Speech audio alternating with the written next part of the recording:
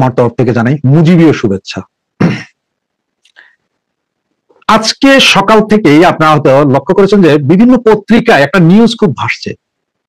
আওয়ামী লীগ এই অক্টোবর মাসে, তার মানে এই মাসেই আওয়ামী লীগ 32 নম্বরে যাবে এবং ঢাকা শহরের বিভিন্ন কোণা থেকে বৃহৎ বৃহৎ মিছিল আসবে, যেটার পরিমাণ হবে 1 লক্ষ লোক, এবং 1 লক্ষ লোকই মিছিলের শরিক হয়ে পরে 32 নম্বরের দিকে যাবে এবং ঢাকা শহর প্রকম্পিত করবে। এবং এই রিপোর্টটাতে যা লিখেছেন যে ওনারা যেটা খবর পেয়েছেন যে গোয়েন্দা সংস্থা এনএসআই, ডিজিএফআই থেকে এবং সরকারের উচ্চ মহল থেকে যুগান্তরের কাছে এই নিউজটি এসেছে যে এটা যে কোনো মুহূর্তে, এই মাসে যে কোনো মুহূর্তে হবে, আওয়ামী লীগ একটা মরণ কামড় দেবে, যার কারণে সরকার মানে বর্তমান ইন্ট্রিম দখলদার সরকার তারা নাকি ব্যাপক প্রস্তুতি নিয়ে রেখেছেন এবং তারা বিভিন্ন দলগুলোর কাছ থেকেও আপনার সহযোগিতা চেয়েছেন যে আপনারা সকলে মিলে আসুন, আমাদেরকে একটু সহযোগিতা করুন, কারণ আওয়ামী লীগ যদি নামে আমরা কেউ থাকতে পারবো না, সবার মৃত্যু হবে, সবার ফাঁসি হয়ে যাবে। সুতরাং এই হচ্ছে যে তাদের নিউজ। এখন এই নিউজ মধ্যে আরেকটা সবচেয়ে মজার বিষয় যেটা, সেটা বলছে যে এই কাহিনী হইতে পারে হয়তো আপনার সেনাপ্রধানের ইন্ডিয়া যাত্রার আগে বা ইন্ডিয়া থেকে ফেরত আসার পরে। তার মানে কনসিকুয়েন্সটা যা মিলাচ্ছে যে সেনাপ্রধান, এই যে আমাদের সেনাপ্রধান এখন আপনার ইন্ডিয়াতে একটা সম্মেলন হবে, যেটা হচ্ছে জাতিসংঘের শান্তিরক্ষী মিশনের যেসব দেশগুলো যায় তাদের সেনাপ্রধানদেরকে নিয়ে যে মিটিং হবে, এই মিটিং এ উনি জয়েন করতে যাবেন হয়তোবা, আই এম নট শিওর। তো এখন এইটা যাওয়ার আগে হয়তো ওনাকে কনফার্ম করতে হবে যে হ্যাঁ আওয়ামী লীগ একটা শক্তি দেখাইতে পারছে ইন্ডিয়ান সরকারের কাছে, বা উনি আসার পরে হয়তো আওয়ামী লীগ এই ধরনের একটা শক্তি দেখাবে, যাতে একটা সিগন্যাল যায় সরকারের কাছে যে না আওয়ামী লীগ এখনো দেশে আছে। এবং এই ভাইবটা তোলা হচ্ছে যে আমাদের পত্র পত্রিকার মাধ্যমে। আসলে আমিও শিওর না যে আওয়ামী লীগের এই ধরনের কোনো প্ল্যান আছে কিনা, বা 1 লক্ষ লোক নিয়ে 1 ঘন্টার ভেতরে 1 লক্ষ লোক নিয়ে আসবে কিনা, এই ধরনের কোনো প্ল্যান এই মাসে এই ধরনের কোনো প্ল্যান করেছে বলে আমার জানা নেই। আপনাদের যদি কারো জানা থাকে তাহলে ইনবক্সে একটু মেসেজ করে দিতে পারেন।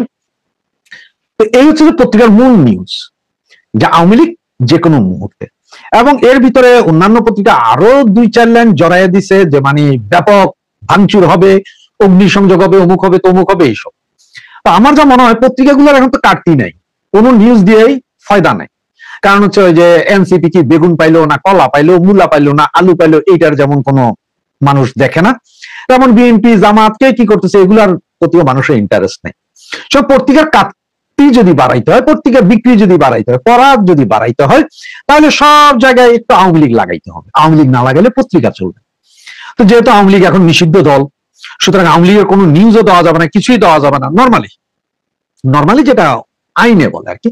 এরপরেও ওনারা এই নিউজগুলো করছে। তবে নিউজগুলো করার আগে একটু সামান্য করে যেটা করেন যে ফ্যাসিস্ট আওয়ামী সরকার, পলায়নকারী প্রধানমন্ত্রী, এইসব লেখাগুলো লেখে, মানে এগুলো লেখে জায়েজ করে যে না আমরা তো আওয়ামী লীগের পক্ষে লিখতেছি না, আমরা একটু বিপক্ষে লিখতেছি, এগুলো করে এরপরে বাকি আনে এবার আওয়ামী লীগকে টেনে টেনে টেনে টেনে ছোট ছোট ছোট ছোট করে টুকরা টুকরা করে আইনা ওনারা ওনাদের মনের মাধুরী মিশে এই নিউজগুলো করে। আর এই নিউজগুলো যে করে, এই নিউজগুলো করাই আসলে কারা জানেন? এই নিউজগুলো করাই হচ্ছে যে আপনার ডিজিএফআই যা লিখে দেয় তাই পত্রিকাগুলো ছাপায়। সুতরাং এখন এই মাসে মানে যেহেতু আপনার এই আমাদের ইন্ট্রিম গভর্নমেন্ট, উনি বলেছিলেন যে আগামী 2-3 মাস খুবই ক্রুশিয়াল মোমেন্ট, কখন যে কি হয়ে যায় না হয়ে যায়, এগুলো যেহেতু ওনার একটা ভাইব তুলেই রেখেছেন আগে, মানে উত্তেজনা তুলে রেখেছেন। সুতরাং এই মুহূর্তে উনি এই আওয়ামী লীগের এইটা যা আওয়ামী লীগ এই কালকে এসে আওয়ামী লীগ ভেঙে দিবে, এই আওয়ামী লীগ সম্ভবত আইসা যমুনা পুরা ধূলিসাৎ করে দিচ্ছে, এই আওয়ামী লীগ সম্ভবত এইদিকে যাচ্ছে ওইদিকে যাচ্ছে। তাহলে আপনি একটা জিনিস খেয়াল করেন, সেপ্টেম্বর মাসে নাকি রাষ্ট্রপতি চুপ্পু সাহেব, আমাদের মহামান্য রাষ্ট্রপতি, উনি একটা চিঠি লিখেছিলেন পররাষ্ট্র সচিবের কাছে ওনার ছবি নামানোর বিষয়ে। সেইটা কিন্তু ফাঁস হলো কবে? অক্টোবরের 1 তারিখ। একটু মিলে এখন বলা হচ্ছে যে অক্টোবরের 1 তারিখ যে এটা ফ্লাশ হইলো যেখানে উনি লিখেছেন, এখন বলা হচ্ছে যে এইটা এখন উনি হয়তো করতে পারেন, উনি হয়তো সুপ্রিম কোর্টের কাছে চাইতে পারেন যে 106 যেভাবে ইয়ে হয়েছিল কি ইন্ট্রিম হয়েছিল সেটার রেফারেন্সটা একটু আমাকে দাও, কোন কোর্টে এটা বসেছিল, কখন বসেছিল, কারা কারা বসেছিল এইটা দাও, শেখ হাসিনার পদত্যাগের চিঠি তো আমি পাই নাই, এইটাও আমাকে একটু পাঠান। এগুলা হয়তো করবে বলে বাইক তোলা হচ্ছে, কিন্তু কথাবার্তা মাত্র চালু হচ্ছে, এখনো পুরো মার্কেট পায়নি। দুই এক জায়গায় কথা হচ্ছে যেগুলো আপনাদের বলছি, এগুলো তুলে মানে দেশকে একটা আগুনের মুখোমুখি আবার উত্তেজিত করবে। কারণ যে ভারত বিরোধিতার উত্তেজনা তো আস্তে আস্তে কমছে, এখন এগুলো দিয়ে উত্তেজনা করে কি করবে, ওই আবার সে একই ব্যাপার, আওয়ামী লীগের নেতা কর্মীদেরকে ধরে ধরে আরো কিছু জেলে ভরবে, আরো কিছু আওয়ামী লীগের নেতা কর্মীকে জেলখানায় হত্যা করবে, আরো হাজার খানিক মামলা হবে। এটা করার সম্ভবত পুরো পায়তারা করে যাচ্ছে আমাদের বর্তমান ইন্টারিম সরকার।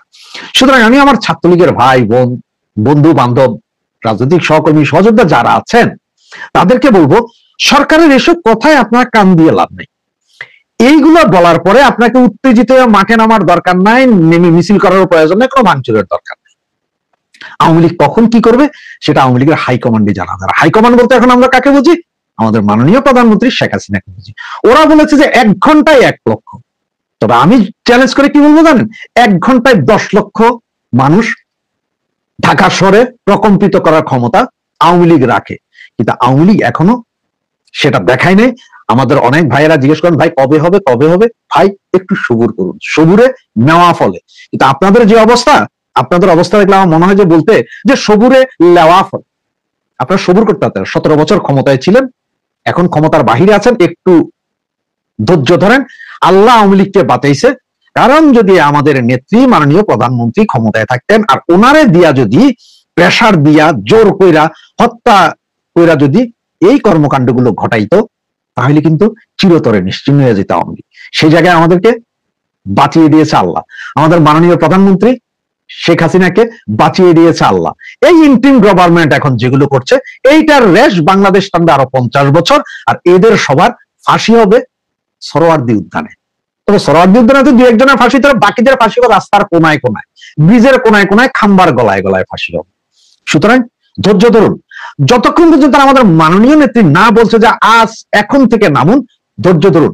আমাদের মাননীয় প্রধানমন্ত্রী অলরেডি বলছে যার যাই কিছু আছে তাই নিয়ে প্রস্তুত থাকুন। আপনাদের প্রস্তুত থাকতে বলছে, নামতে বলে না। এখন যেদিন উনি বলবে যে এবার নেমে আসো, সময় নাই, সেদিন বুঝে যাবেন যে আমাদের নামতে হবে, আর সেদিন কি করতে হবে সেটা জনগণ জনস্রোতে আপনাদের বলে দিবে। বাংলাদেশের আপামর জনগণ জনস্রোত, এই মেঠে মুটুর কাঠুরিয়া, rickshaw driver, taxi driver, bus driver, গাড়ির ড্রাইভার, রাস্তার কুলে মজুর, মেতর সিপার, এরাই আপনাদেরকে নির্ধারণ করবে কি করতে হবে, এই মুহূর্তে কোথায় যেতে হবে সেটা তারা নির্ধারণ করে দিবে। সেই সময়টুকু পর্যন্ত একটু অপেক্ষা করুন, বিজয় আমাদের হবেই ইনশাআল্লাহ। জয় বাংলা, জয় বঙ্গবন্ধু। যাক, 24 ঘন্টাও লাগেনি, উত্তর পাওয়া গেছে। আমাদের সেনাপ্রধান জেনারেল ওয়াকারুজ্জামান নয়াদিল্লি যাচ্ছেন না। আমরা এর আগে দেখেছি সেনাপ্রধান একবার যুক্তরাষ্ট্রে একটি পূর্ব নির্ধারিত অনুষ্ঠানে যোগ দেননি। তিনি যাবেন বলে সব কথাবার্তা প্রায় চূড়ান্ত হয়েছিল, আমরা জেনেছিলাম, গণমাধ্যমে এসেছিল, পরে তিনি আর যাননি। এরপরে আবার জানলাম যে তিনি চীন সফরে যাবেন, পরে সেটিও জাননি, যদিও অতি সম্প্রতি তিনি চীন ঘুরে এসেছেন।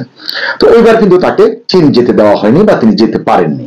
তখন সেনাপ্রধানের বদলে জাতীয় নিরাপত্তা উপদেষ্টা চীন গিয়েছিলেন বলে জানা যায়। আসলে একটা কথা তখন শোনা গিয়েছিল যে জাতীয় নিরাপত্তা উপদেষ্টা খলিলুর রহমান এবং প্রধান উপদেষ্টা প্রফেসর ইউনূস, তারা দুজনের কেউই চাননি যে সেনাপ্রধান দেশের বাইরে যান বা এই ধরনের অনুষ্ঠানে অংশগ্রহণ করেন। পেছনের কারণ তো আমি জানি না, এটি সত্যি হতে পারে, মিথ্যাও হতে পারে। আবার এমন কিছু কথাও শোনা গিয়েছিল, যেহেতু সেগুলো ঘটেনি আমি সেগুলো নিয়ে আর এখানে কথা বাড়াতে চাই না। এই দিন কয়েক আগে কলকাতায় একটি অনুষ্ঠানে সেনাপ্রধানের অংশগ্রহণ করবার কথা ছিল বা তার অংশগ্রহণের প্রয়োজনীয়তার কথাটি আমরা জানতে পেরেছিলাম। যথারীতি তিনি সেখানেও যাননি। এই যে তিনি কলকাতায় যাননি, নয়াদিল্লিতে যাচ্ছেন না, মানে এটা কি আসলে তার নিজের সিদ্ধান্তেই হচ্ছে নাকি সরকারের সিদ্ধান্তে হচ্ছে? সরকার চাচ্ছে না বলেই তিনি যেতে পারছেন না, এসব প্রশ্ন কিন্তু জনগণের মনে উঠছে। জনগণ এসব প্রশ্নের উত্তর জানতে চায়। এই জন্য আসলে এটা নিয়ে আজকে আবারও ছোট করে কথা বলছি। সরকার বা সংশ্লিষ্টরা কিন্তু স্পষ্ট করে বলতে পারেন এসব বিষয়ে। যদি তারা খোলাসা করেন, আসলে ক্ষতির কিছু আছে বলে আমার মনে হয় না, বরং লাভ। এতে ফিসফাস হবে না, গুজব গুঞ্জন ডালপালা মেলবে না। সবচেয়ে বড় কথা, গুজব গুঞ্জনের ভয়ে সেনাপ্রধান কিংবা সরকার প্রধান যদি এভাবে সিদ্ধান্ত বদলাতে থাকেন, এটা আসলে ভালো কিছুর ইঙ্গিত দেয় না। অনেকে বলেন মানে এটি গুজব বা গুঞ্জন বা অনুমান, এবং তথ্য তো ঠিক আছে। নয়াদিল্লিতে যেহেতু সাবেক প্রধানমন্ত্রী শেখ হাসিনা আছেন, এছাড়া শুধু শেখ হাসিনা নন, ভারতের প্রতিটা সরকারের, সাবেক সরকারের অনেক নেতা রয়েছেন, অনেক মন্ত্রী রয়েছেন, যাদের সঙ্গে সেনাপ্রধান জেনারেল ওয়াকারের ব্যক্তিগত সম্পর্ক থাকতে পারে, থাকাটাই স্বাভাবিক। এখন শেখ হাসিনা সেনাপ্রধানের পারিবারিক আত্মীয়, এটি তো আমরা সবাই জানি, তার সম্পর্কের কথা কে না জানে। এসব কারণে হতে পারে যে স্বয়ং সেনাপ্রধানই আসলে এই ধরনের বিড়ম্বনা থেকে বাঁচবার জন্য বা মুক্ত থাকবার জন্য আসলে সিদ্ধান্ত নিতে পারেন যে না, আমি অন্তত ভারতের কোনো অনুষ্ঠানে যাচ্ছি না। আবার গেলেও যে সেখানে বিশাল কিছু ঘটে যাবে এমনটা কিন্তু আসলে আমি মনে করি না, আসলে কেউ মনে করেন বলে আমি নিশ্চিত। আবার এমন কেউ মনে করেন না যে সেনাপ্রধান দিল্লিতে গেলেন, ফেরার সময় শেখ হাসিনাকে নিয়ে দেশে ফিরবেন।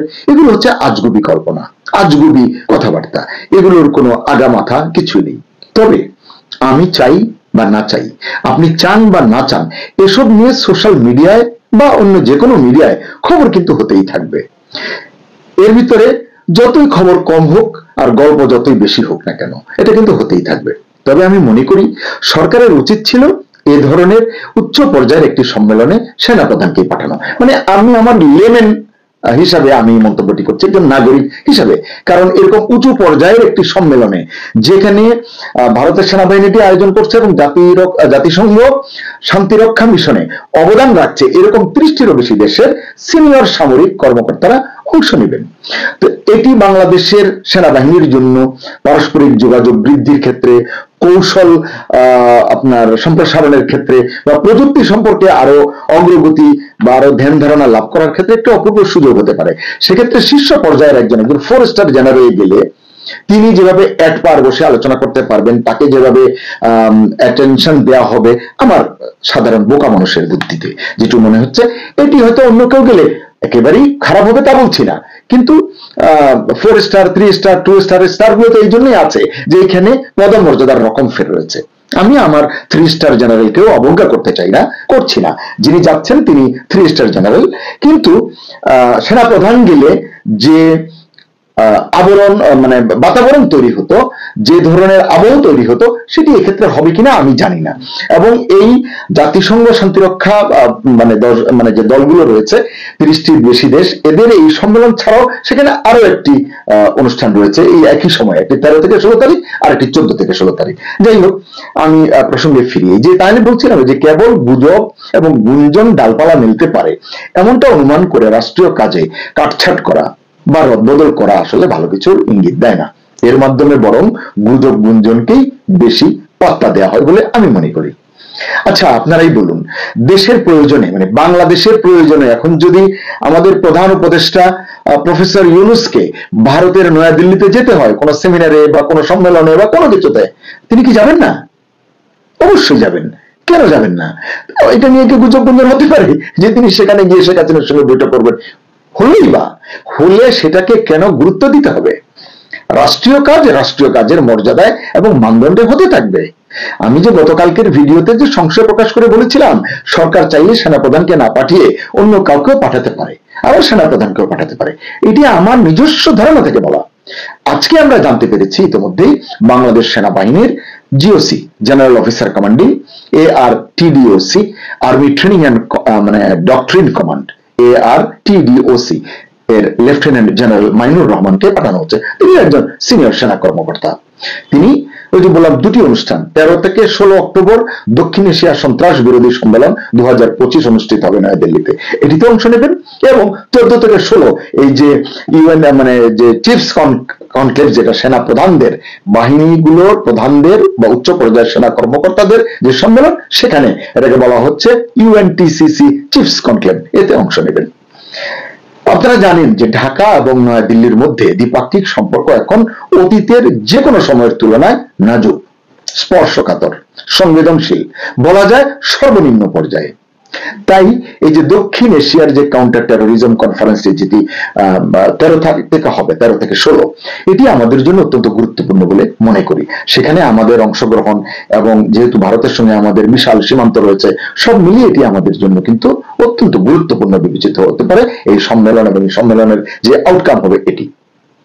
এছাড়া জাতিসংঘ শান্তিরক্ষী বাহিনী প্রদানকারী দেশগুলোর সেনা কর্মকর্তাদের যে মানে সম্মেলন হবে, এটি তো অনন্য প্ল্যাটফর্ম। গতকালও বলেছি, আজকেও বলছি, এখানে আলোচনার মাধ্যমে সহযোগিতা বৃদ্ধি হতে পারে, পারস্পরিক বোঝাপড়া, এবং এই জায়গাগুলোতে মানে সম্পর্কটা এমন হবে যে বাংলাদেশ সেনাবাহিনীর জন্য আগামীতে কাজ করা, শান্তিরক্ষী মিশনে যারা যাবে তাদের জন্য, সকলের জন্য আসলে একটি ইতিবাচক জায়গা তৈরি হতে পারে, এটি আমার মনে হয়। সম্মেলনে অংশগ্রহণকারী দেশগুলো বিশ্ব শান্তি এবং নিরাপত্তার প্রতি তাদের যৌথ অঙ্গীকারকে জোরদার করার পথে এই সম্মেলনের মাধ্যমে আরো এগিয়ে যাবেন বলে মনে করা হচ্ছে। সম্মেলনের প্রত্যাশিত ফলাফল আমরা গতকালও বলেছি, আজকেও বলছি, এর মধ্যে অন্যতম হলো দ্বিপাক্ষিক সহযোগিতা বৃদ্ধির বিষয়টি, এর পাশাপাশি শান্তিরক্ষীদের নিরাপত্তা জোরদার, এটি অত্যন্ত গুরুত্বপূর্ণ। এবং সংঘাতপ্রবণ অঞ্চলে, যেহেতু আমাদের মিশনের সদস্যরা যান, সংঘাতপ্রবণ অঞ্চলের সম্পর্কে আমাদের ধারণা রাখা, একটি ভিশন মিশন এগুলো ঠিক করা অত্যন্ত গুরুত্বপূর্ণ। এই সম্মেলনে এগুলো আসলে স্থায়ী শান্তির জন্য এক ধরনের ভিশন তৈরি করা হবে, অতএব এটি আমাদের জন্য অত্যন্ত গুরুত্বপূর্ণ। আপনারা জানেন যে বর্তমানে বিভিন্ন দেশে, বিশ্বের, বাংলাদেশের প্রায় 5,685 জন শান্তিরক্ষী নিয়োজিত রয়েছেন। আমরা তাদের প্রত্যেকের জন্য তাদের নিরাপত্তা, তাদের কর্মসাফল্য প্রত্যাশা করি। এবং শেষ করতে চাই এই কথা বলে, কেবল গুজব হবে, গুঞ্জন হবে, এসবের কারণে আমাদের রাষ্ট্রীয় কার্যক্রমে কোনো ধরনের রদবদল, পরিবর্তন বা কাটছাঁট করা আসলে বাঞ্ছনীয় নয়। পরিস্থিতির মোকাবেলা করার মধ্য দিয়ে কিন্তু আমরা সামনে এগিয়ে যাব।